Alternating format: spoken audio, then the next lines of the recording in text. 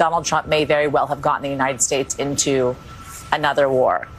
This is the type of rhetoric that will unite, that can feasibly unite the Middle East, right? We have heard from MBS of Saudi Arabia denouncing what Donald Trump has said. We have heard, obviously, from Islamic militants, from the Palestinian Authority to Islamic Jihad to Hamas, who have all understandably denounced what Donald Trump has said. We have heard Iran denouncing what Donald Trump has said.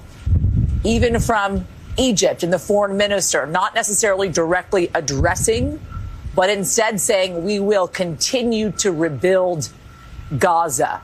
But across the Middle East, there is a real deep dissatisfaction and anger with what President Trump is proposing. You know Trump went too far when he did something so morally reprehensible that both Iran and Saudi Arabia are on the same page about how bad it is. But it's not just the Middle East who condemned Trump's plans to annex Gaza.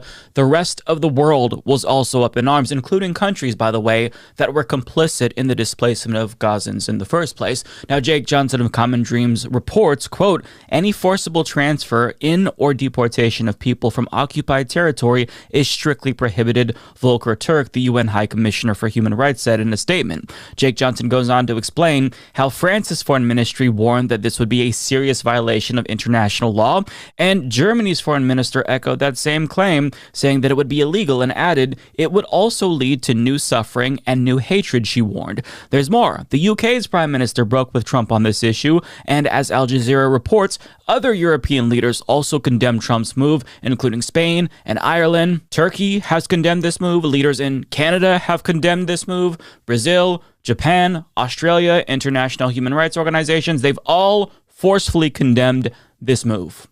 But there is one country that's with us, and of course, it's Israel. We are the state equivalents of Thelma and Louise, and both the United States and Israel are driving right off that fucking cliff. Spoilers, I know. Now, when you move away from the issue of Gaza, it's not lost on the rest of the world as well that Trump's quest for global conquest is contributing to our diminishing reputation. Panama is bracing for war because even though they're optimistic about striking a deal with Rubio, who they view as more reasonable, Trump doubled down on his military threat towards them. And we haven't even touched on his threats to Greenland, as well as his threat to conduct military strikes in Mexico on cartels, and the back and forth on tariffs with North American allies. And just to give you a sense of Trump's mentality, so he was asked about Iran's alleged attempt to assassinate him, and just listen to his response to that. Iran and their proxies who have threatened to retaliate against you and your team by killing you guys for taking out Soleimani. Well, they haven't done that, and that would be a terrible thing for them to do, not because of me. If they did that, they would be obliterated. That'd be the end. I've left instructions. If they do it, they get obliterated. There won't be anything left.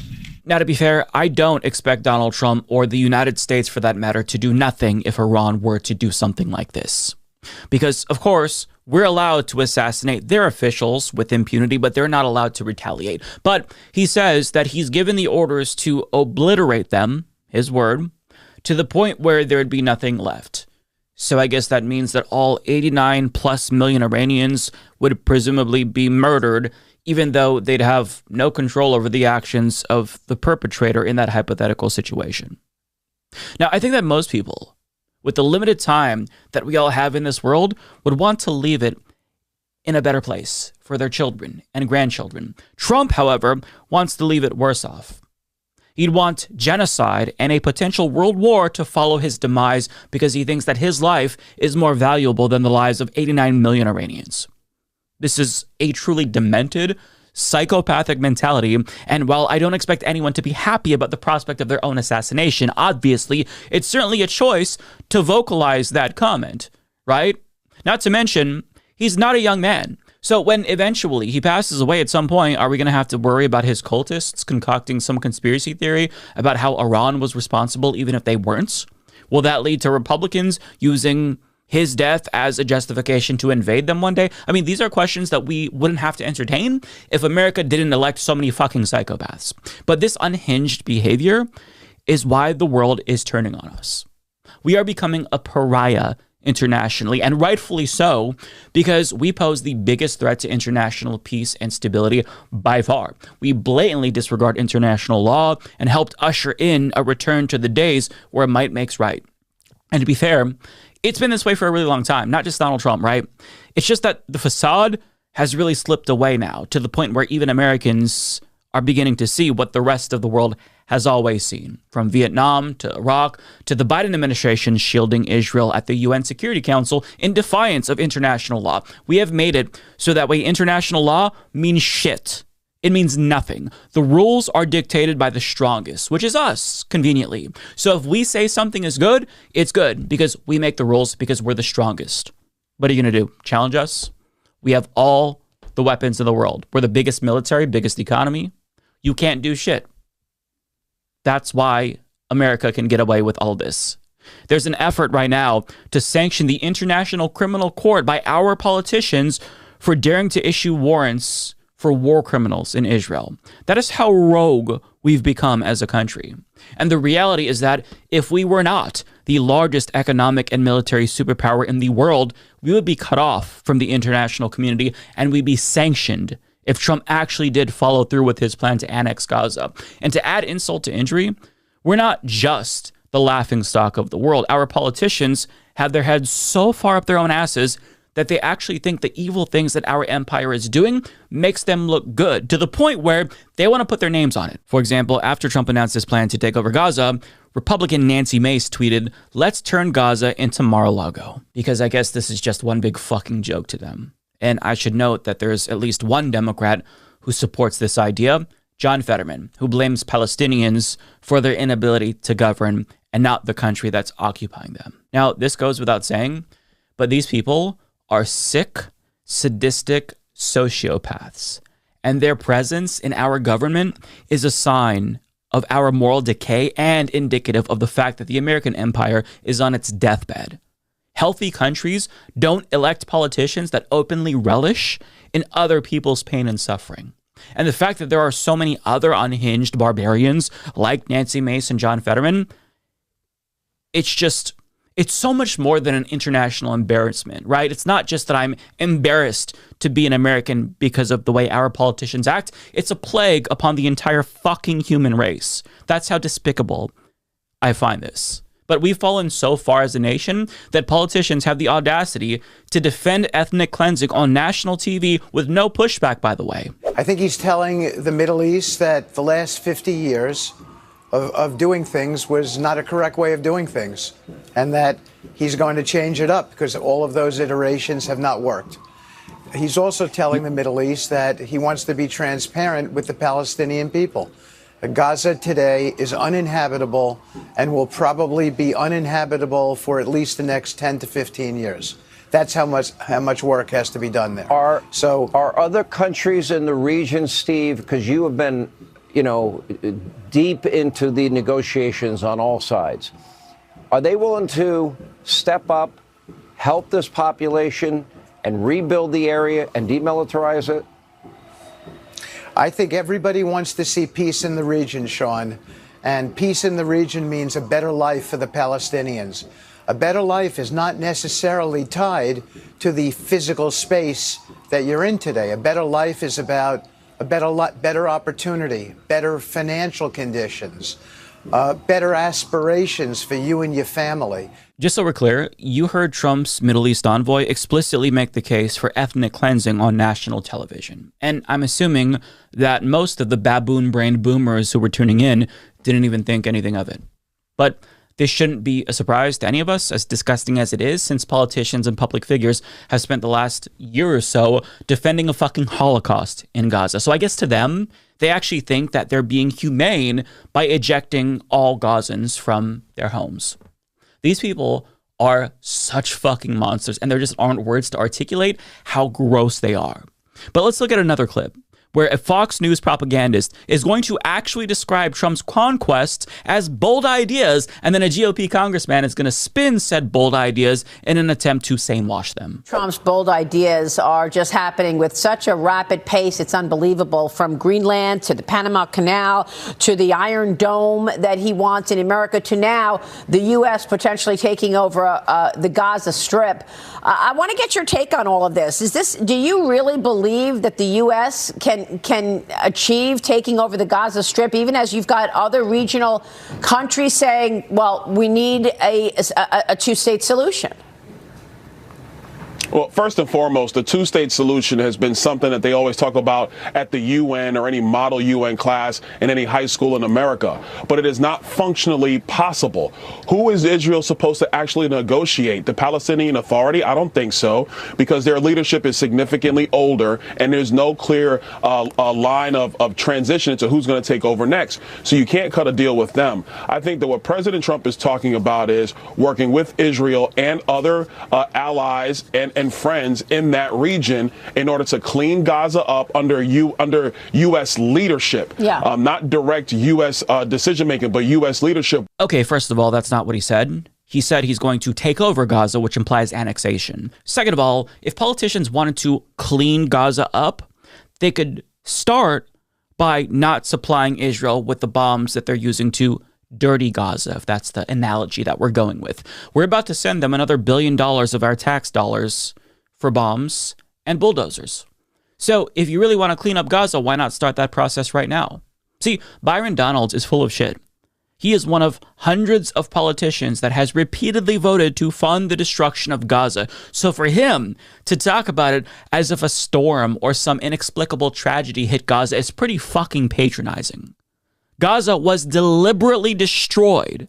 You gave Israel the bombs to do it, you murderous piece of shit. So fuck you and fuck all of your colleagues who have blood on their hands too. And I can't stress enough how morally reprehensible the prospect of cleaning Gaza up for other people to live is. Like, that's their fucking homes. Nobody else has a right to it, nor should they be told that they're not allowed to go back to their homes. And MSNBC's reporter that we heard from at the beginning, she actually made a really amazing point, and she talked to Gazans, and they explained why this is our fucking homes, and it's important to us. We want it. You don't get to tell us to leave. We can't leave our homes. How you dare? How dare you to say you should leave your homes? We can't. This is Palestine, and we Palestinians are the only ones who have the right to live here and never to leave it. We will never leave our town. Palestine for us, this is never changing. I mean, there are people live there. There is Gazan civilians who lives in Gaza. I don't understand the idea of just taking over.